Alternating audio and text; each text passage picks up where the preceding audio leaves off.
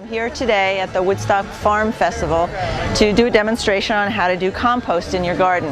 And it's a pretty simple process, and I guess the first thing I should go over is, what is compost?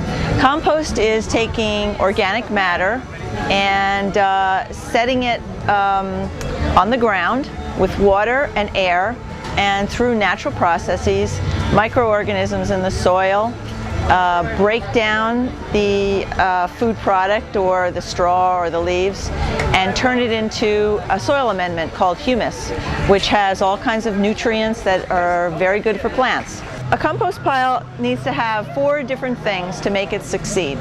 You need to have a carbon element, which is going to be a dry, brown plant material generally. That could be leaves, it could be any plant that's dried out in the sun and has changed from being green to brown.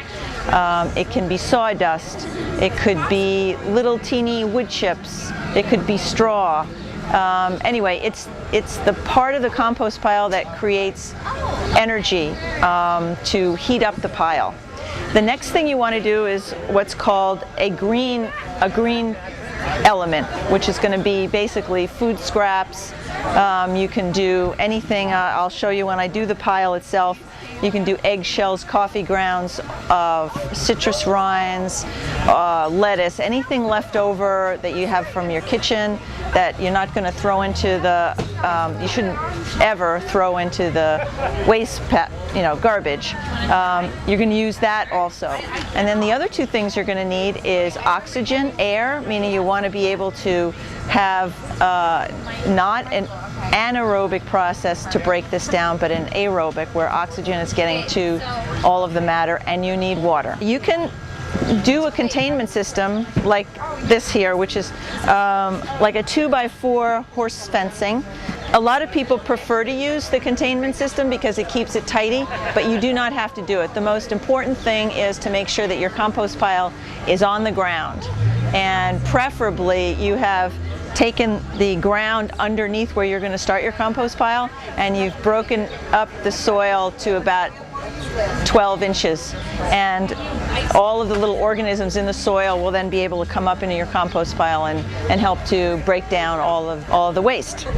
You're always going to start with your brown element on the ground, which means it's your carbon element. It's better actually to lay down some twigs on the bottom so that air will be able to get underneath all of this stuff. I have twigs in here in all of the leaves that I picked up. What I did was just basically get from the forest floor leaves that have browned up, and there's twigs in there. And the first thing you're going to do is put this stuff down on the ground. Now, I'm demonstrating what they call a French biodynamic system, meaning you're going to be, 1/3 of your weight is going to be from your carbon, 1/3 of your weight is going to be from your green stuff, and 1/3 of your weight is going to be from the soil that you're going to add. And by weight, not by volume. So anyway, so I'm just going to dump this whole thing down. Voila!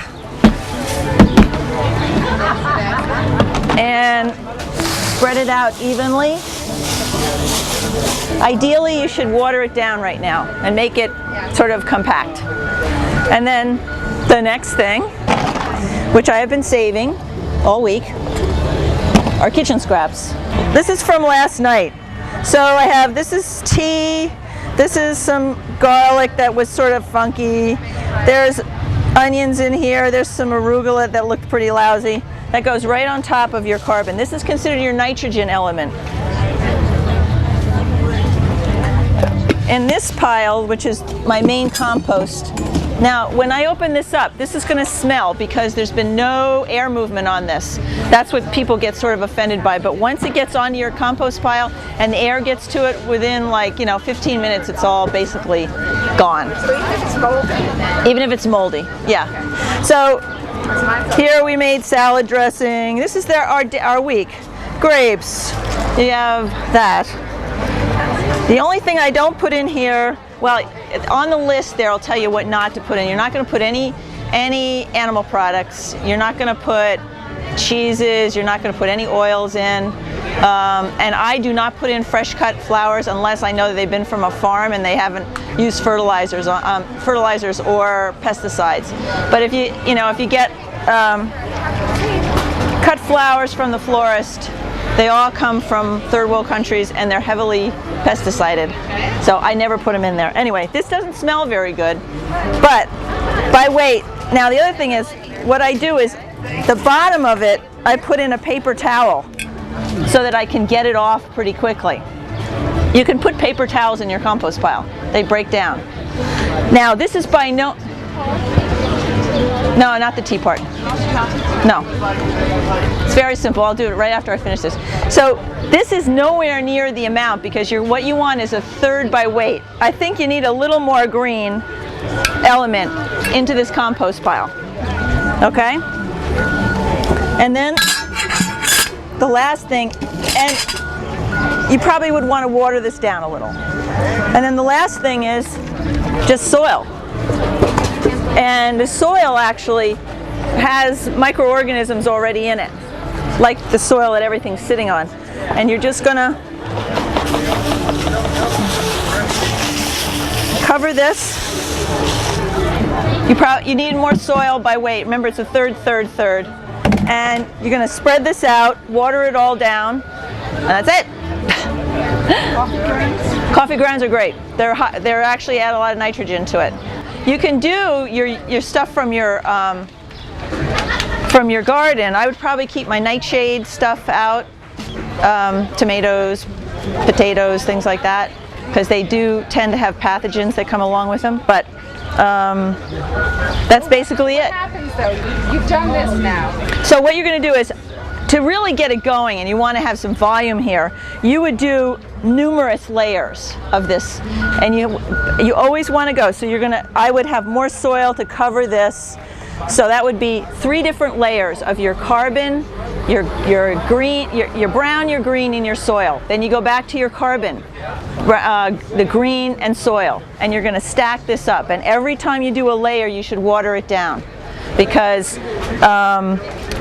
it's the water, and then also the not to make it too dense, but the water and air movement is what's going to make this stuff start to break down.